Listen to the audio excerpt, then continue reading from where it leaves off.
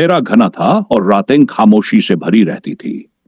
गांव के बाहर एक पुराना हवेली नुमा घर था जिसे लोग भूतिया घर कहते थे। कहा जाता था कि वहां कोई कदम रखने की हिम्मत करता तो वापस नहीं लौटता। रात की शुरुआत राहुल, जो शहर से आया एक जिज्ञासु युवक था, इन कहानियों पर यकीन नहीं करता था। उसने ठान लिया कि वह उस घर में एक रात गुजारेगा और सबको साबित करेगा कि ये सब अफवाहें हैं। गांव वालों ने उसे बहुत मना किया, पर राहुल हंसते हुए बोला, डर सिर्फ मन का भ्रम है, मैं दिखाऊंगा कि वहां कुछ नहीं है। घर के अंदर आधी रात को राहुल घर में दाखिल हुआ। पुराने दरवाजे की चरमराहट ने सन्नाटे को तोड़ा। अंदर हर चीज जर्जर थी। फर्श की लकड़ियां चटक रही थी और दीवारों पर अजीबोगरीब चित्र बने हुए थे। राहुल ने अपने फोन की टॉर्च जलाकर इधर उधर देखा। तभी अचानक उसे सीढ़ियों से किसी के कदमों की आवाज सुनाई दी। पहली झलक राहुल ने ऊपर देखा, पर वहां कोई नहीं था। उसने सोचा कि उसका भ्रम होगा।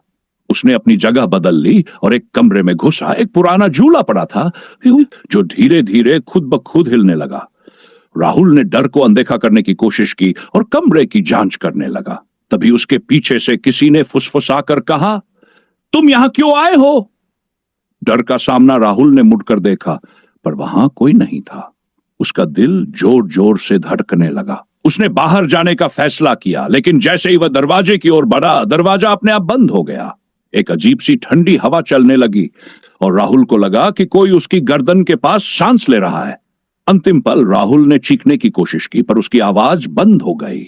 कमरे में एक परछाई उभरी जो धीरे धीरे इंसानी आकार लेने लगी। वह एक बूढ़ी औरत थी जिसके सफेद बाल और लाल आंखें थी।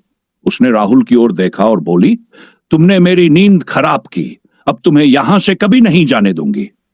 सुबह जब गांव वाले घर के पास पहुंचे तो उन्होंने दरवाजे पर खून से लिखा देखा, यहां कोई नहीं बच सकता, कोई पता नहीं चला। आज भी उस घर से रात को किसी के चीखने की आवाजें आती है।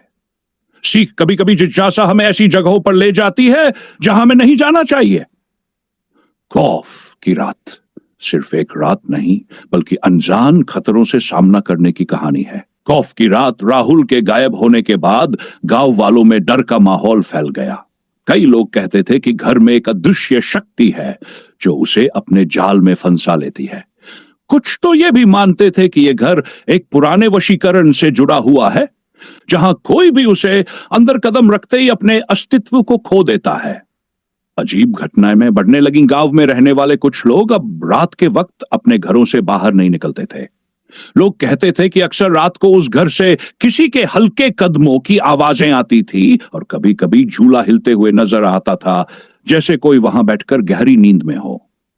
तब एक दिन गांव का एक और युवक विक्रम, जो राहुल का दोस्त था, यह ठानता है कि वह अपने दोस्त का पता लगाएगा। वह भी यह मानता था कि राहुल का गायब होना कुछ रहस्यमयी है। उसने उन लोगों से सुना था कि उस घर में एक कटा फटा पुराना दर्पण रखा था जो बहुत खतरनाक था। कहा जाता था कि वह दर्पण किसी को भी अपना शिकार बनाने की ताकत रखता है। विक्रम की खोज। विक्रम ने अगले दिन रात को घर में जाने का निर्णय लिया। इस बार उसने अपनी योजना में थोड़ा बदलाव किया। वह अकेला नहीं, बल्कि एक तन मंत्र जानने वाला बाबा भी साथ लेकर गया। बाबा ने उसे चेतावनी दी थी कि उस घर में जाने से पहले उसे पूरी तरह तैयार रहना होगा और उसकी सुरक्षा के लिए एक तंत्र करना होगा। रात के अंधेरे में दोनों घर के अंदर पहुंचे। बाबा ने विक्रम से कहा कि वह ध्यान लगाए और तंत्र से घर में मौजूद आत्माओं को शांति प्रदान करने की कोशिश करेगा। विक्रम ने घर का एक एक कोना खंगालना शुरू किया। दर्पण का रहस्य। विक्रम जब उस पुराने दर्पण के पास पहुंचा तो उसने देखा कि उसका आईना अजीब तरीके से चमक रहा था। उसमें विक्रम की परछाई दिखने के बजाय एक अंधेरे चेहरे की परछाई थी। विक्रम को डर लगा, लेकिन वह रुका नहीं। उसने ध्यान केंद्रित किया और दर्पण को छूने की कोशिश की। जैसे ही उसने दर्पण को छुआ, अचानक अंधेरा छा गया। एक भयानक चीख गूंज उठी और दर्पण से एक काले धुएं का गुबार निकलने लगा।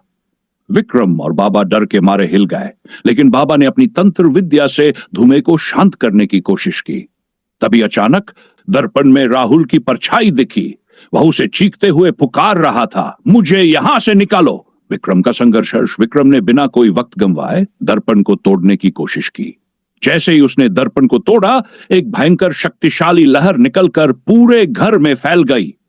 उस लहर में राहुल का रूप ध्वस्त हो गया और उसकी चीख धीरे धीरे हल्की हो गई।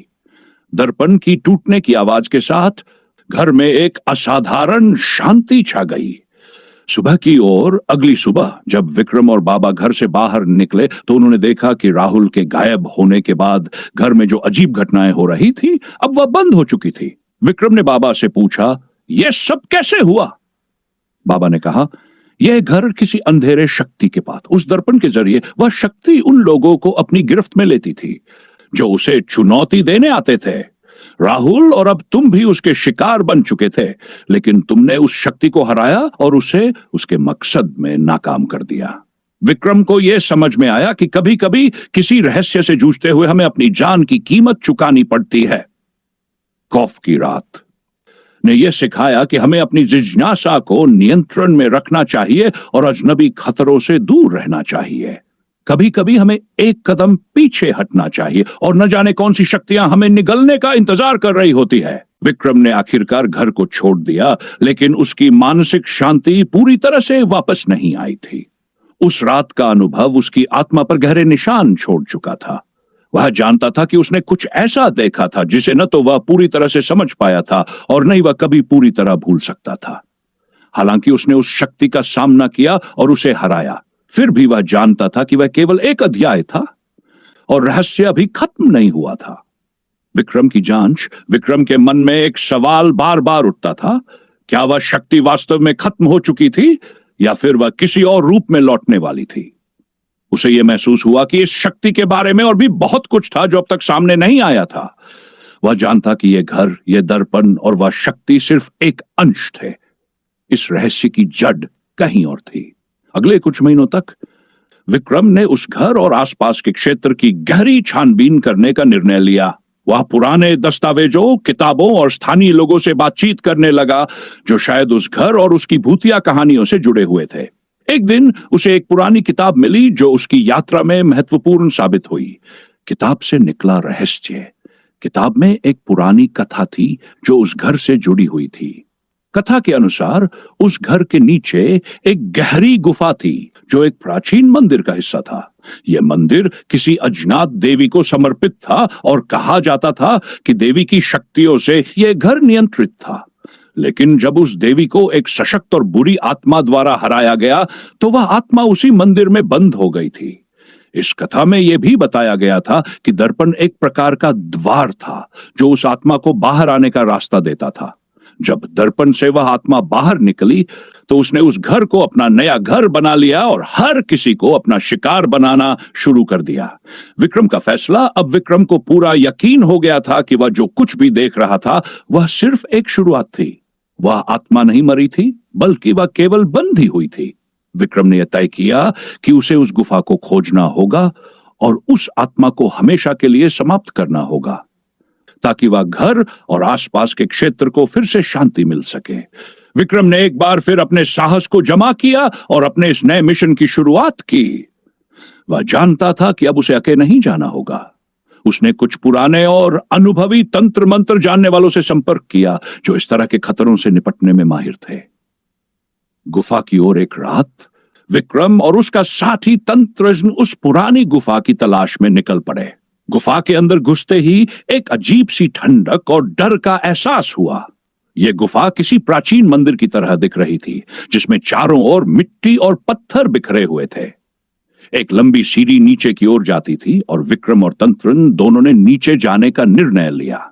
जब वे नीचे पहुंचे तो देखा कि गुफा के एक कोने में एक प्राचीन वेदी रही थी और वही देवी की मूर्ति थी जिसका उल्लेख किताब में था। उसके पास ही एक पुराना संदूक था जिसमें एक और दर्पण रखा था, वही दर्पण जिससे वह आत्मा बाहर आई थी। विक्रम ने धीरे धीरे संदूक को खोला और दर्पण को हाथ में लिया। अंतिम मुकाबला, जैसे ही विक्रम ने दर्पण को उठाया वह भूतिया आत्मा फिर से जाग उठी। वह अंधेरे में से विक्रम की ओर बढ़ी और बोली, तुम मुझे फिर से बंधन में क्यों बांधना चाहते हो? विक्रम ने तंत्रन की मदद से एक शक्तिशाली मंत्र का उच्चारण किया जो उस आत्मा को हमेशा के लिए बंद करने के लिए था। आत्मा ने विक्रम की तरफ एक और भयानक हमला किया, लेकिन तंत्र ने अपने तंत्र को सही तरीके से लागू किया। एक भयंकर प्रकाश की लहर उठी और आत्मा एक आखिरी चीख के साथ गायब हो गई। गुफा में शांति फैल गई और दर्पण टूटकर बिखर गया। विक्रम की विजय। विक्रम ने महसूस किया कि उसका मिशन अब खत्म हो चुका था। उस घर और गुफा में जो भय और अंधेरा छाया हुआ था, वह अब समाप्त हो चुका था। वह जानता था कि उसने जो किया वह सिर्फ अपनी ही नहीं, बल्कि पूरे गांव और आसपास के लोगों की सुरक्षा के लिए था।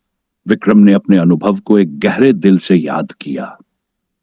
ने उसे यह सिखाया कि साहस, विवेक और सही समय पर निर्णय लेना बहुत महत्वपूर्ण होता है। कभी कभी हमें अपनी खौफनाक कहानियों से बाहर निकल सच्चाई का सामना करना पड़ता है।